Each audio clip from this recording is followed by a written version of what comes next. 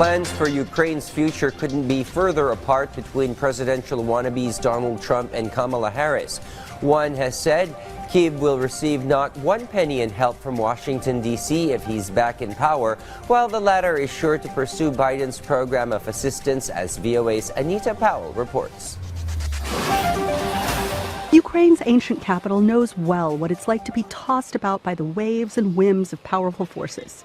And so analysts there seem ambivalent to a possible second term for former President Donald Trump.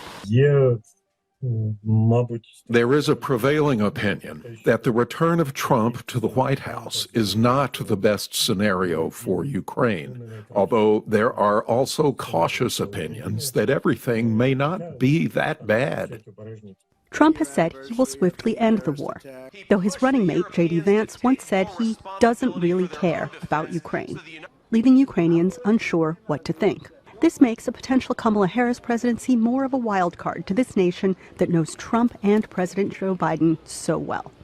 Harris has met with Ukrainian President Volodymyr Zelensky and represented Biden at major transatlantic security summits.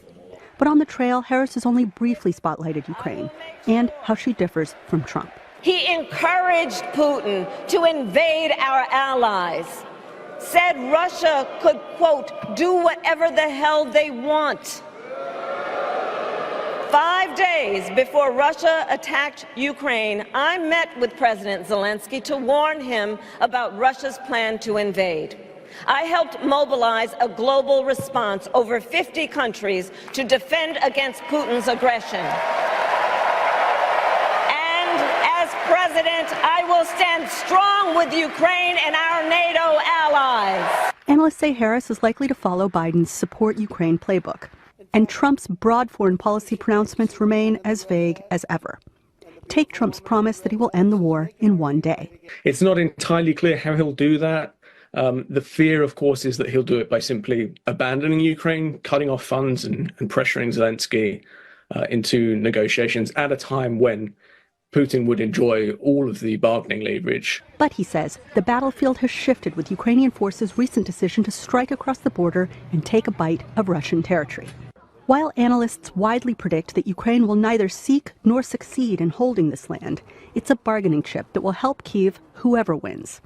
And he said Biden could also put his hand on the scale at a pivotal stage. I wouldn't be expecting any shift in the U.S. position vis-a-vis Ukraine's military operations before November, but I would be watching between November and January, whatever the outcome, to see if there is a little bit more leash given to Kyiv. And he notes Ukraine's leader has bolstered his relationships with European leaders and broadened his support. And so, as these two race to the end of this story, what could end up happening in Ukraine ultimately may not be up to the American president, whoever she or he is. Anita Powell, VOA News, Washington.